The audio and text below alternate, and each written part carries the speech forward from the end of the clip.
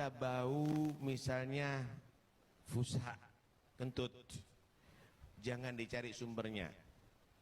Udah paham kita sumbernya dari mana. Dan jangan Anda cium, karena itu akan mengganggu Anda. Terkait tentang polemik nasabah Alawi, mungkin sebagian orang masih bertanya-tanya, kapan sih pihak Robito Alawiyah atau pihak Ba'alawi memberikan klarifikasi kepada rakyat di negeri ini tentang nasab mereka yang kini diragukan. Dan tentu saja hal itu berkaitan dengan orang yang selama ini menjabat sebagai Ketua Robito Alawiyah, yakni Pak Taufik Assegaf. Orang banyak yang bertanya, bagaimana tanggapannya Ketua RA terkait adanya polemik nasab Ba'alawi yang hingga saat ini tidak bisa menunjukkan bukti apa yang sering mereka sampaikan selama ini. Jadi selama ini mereka mengaku sebagai cucu Nabi, tapi hingga sekarang mereka tidak bisa menunjukkan bukti seperti apa yang mereka sampaikan itu. Dan terkait tentang hal tersebut, orang juga bertanya, kapan pihak Robito Alawiyah akan berdebat atau akan membantah kajian ilmiah Kiai Imad. Namun sebagaimana kita lihat, ada sebuah video yang beredar di media sosial tanggapan dari Ketua Robito Alawiyah, yakni Pak Taufik Assegaf. Kita simak bersama videonya. Anda nggak usah bingung untuk menghadapi polemik ini, ada nggak usah bingung. Anda nggak usah bingung. Kita punya Kiai Qurtubi. Punya Kiai Cukup Qurtubi. mewakili kita semuanya. Ya. Kiai Qurtubi sudah cukup mewakili kita semuanya. Tinggal kita teruskan amal ibadah kita. Kita teruskan dakwahnya kita semuanya. Insya Allah ini semuanya bayan tafi. Ini akan padam, ini akan hilang dengan sendirinya, saudara.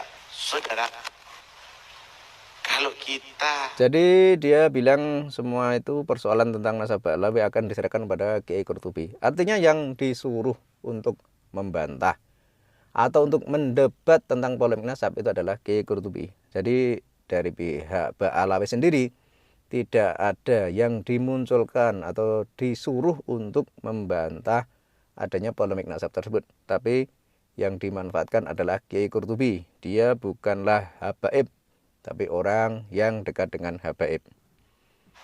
Mendapatkan fusha. Kita bau misalnya fusha, kentut, jangan dicari sumbernya. Udah paham kita sumbernya dari mana. Ya ini sesuatu hal yang harusnya ya direnungkan ya. Masa orang yang selama ini membahas nasab Ba'alawi kok dibilang kentut. Dan kita itu harus cerdas ya. Dan kalau kita melihat seperti ini, ya memang klan Ba'alawi itu memang tidak punya hujah, tidak punya dalil atau tidak punya argumen untuk membantah kajian ilmiah. Jadi cuma semacam itu, menganggap polemik nasab ini hanya sebuah kentut, nanti akan hilang sendiri dan lain sebagainya. Tapi kita lanjut dulu ya. Dan jangan Anda cium. Jangan Anda cium. Karena itu akan mengganggu Anda. Tinggal Anda tahan nafas atau Anda menjauh, hilang dengan sendirinya nantinya. Ini semuanya adalah fusha. Ini semuanya adalah durat. Ya, kita tahan diri. Kita tahan diri dan kita jauh aja, nanti dia hilang dengan sendirinya. Percuma. Kalau kita cari, kita akan semakin jijik nantinya. Anda nggak usah bingung. Ya itulah tanggapan dari Taufik Assegaf tentang polemik nasab. Dianggap ini hanya sebuah kentut dan lain sebagainya. Ini kan makin menunjukkan kalau mereka itu memang tidak punya data yang terkonfirmasi sebagai dzurriyyah Nabi. Dan sekali lagi, harusnya kalau mereka itu tidak punya bukti, tidak punya data, tidak punya kitab nasab, tidak punya argumen, harusnya mereka itu berani melakukan tes DNA.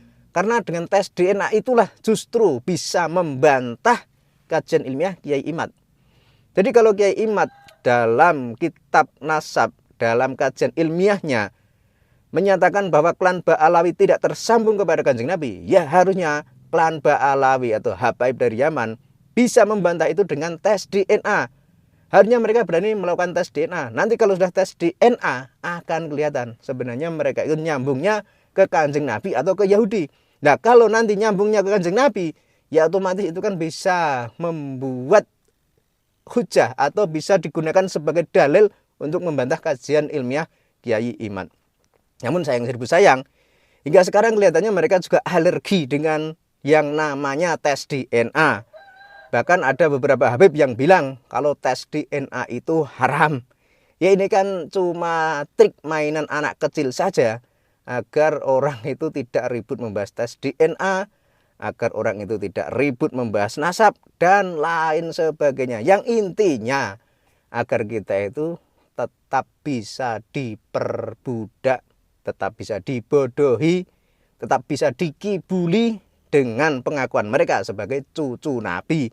Tujuannya ya agar orang di Indonesia, terutama umat Nahdliyin yang selama ini taklid buta kepada mereka, tetap percaya begitu saja tanpa harus atau tidak boleh mempersoalkan nasab yang mereka klaim. Jadi intinya kita itu cuma diminta atau disuruh taat, percaya, patuh, manut kepada mereka saja tanpa kita diperbolehkan untuk mengotak-atik nasab mereka. Dan ini kan sebuah penjajahan yang menggunakan kedok agama, menggunakan kedok cucu Nabi. Sebagaimana terjadi pada masa lalu ya, pada masa penjajahan, orang pribumi Nusantara banyak yang melakukan perlawanan terhadap Hindia Belanda. Kemudian Hindia Belanda punya trik atau punya cara, yakni merekrut seorang Habib bernama Habib Utsman bin Yahya. Jadi Habib ini dalam melawan orang pribumi Nusantara tidak hanya menggunakan senjata, tidak hanya menggunakan trik adu domba, tapi juga mengeluarkan fatwa yang isinya haram melawan penjajah atau haram melakukan pemberontakan terhadap Hindia Belanda. Ini kelihatannya bagus, tapi kan jelas tujuannya, motifnya cuma untuk melemahkan perjuangan orang-orang pribumi Nusantara. Yang intinya agar orang pribumi Nusantara tetap berada dalam kebodohan, tetap berada dalam penindasan, tetap berada dalam penjajahan. Dan ini terulang lagi hal seperti ini sebagaimana yang disampaikan oleh beberapa orang habaib. Artinya orang yang membahas nasab Ba'alawi itu dianggap sebagai orang yang ingin memberontak atau orang yang ingin melawan penjajahan yang berkedok agama tersebut. Dan ini Anda semua itu harusnya itu mulai berpikir kritis. Jangan hanya ikut-ikutan saja, jangan hanya manut saja kalau mereka mengaku sebagai cucu Nabi. Tapi semua itu kan harus diverifikasi kebenarannya. Kenapa semua itu harus diungkap? Ya karena kita itu umat Islam, punya Nabi yang mulia bernama Nabi Muhammad SAW. Harusnya secara logika kita itu tidak terima dan tidak mau kalau nama Kanjeng Nabi kok dimanfaatkan oleh suatu klan, suatu kelompok, atau suatu ras yang ternyata setelah dicek datanya tidak terkonfirmasi sebagai keturunan Rasulullah. Kemudian juga dengan pengakuan sebagai cucu Nabi atau sebagai keturunan Nabi, itu dimanfaatkan atau digunakan untuk kepentingan mereka, untuk keperluan mereka. Dan juga bahayanya juga, itu kalau digunakan untuk menguasai negeri ini kemudian memperbudak orang-orang yang berada di luar klan mereka. Ini kan sama saja penjajahan, cuma bentuknya berbeda.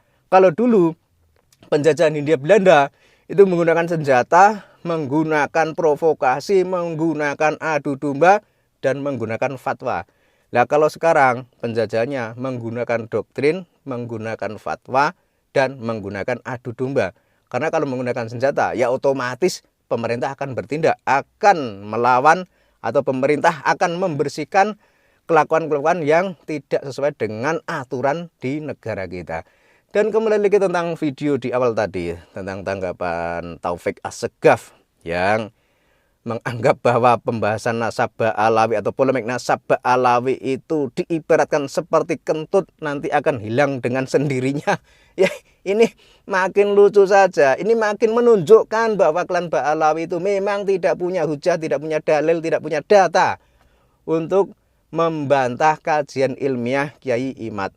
Tapi itu tadi, kenapa kalau tidak bisa membantah, tidak melakukan tes DNA saja? Karena dengan tes DNA, itulah kunci jawabannya. Jadi harusnya mereka itu kalau benar-benar zuriyah Nabi, benar-benar cucu Nabi, mereka itu berani melakukan tes DNA. Nah kalau sampai sekarang mereka malah ketakutan dengan namanya tes DNA, kita orang pribumi Nusantara malah makin yakin dan makin paham bahwa mereka itu memang tidak terkonfirmasi sebagai zuriyah Nabi. Buktinya mereka tidak berani melakukan tes DNA.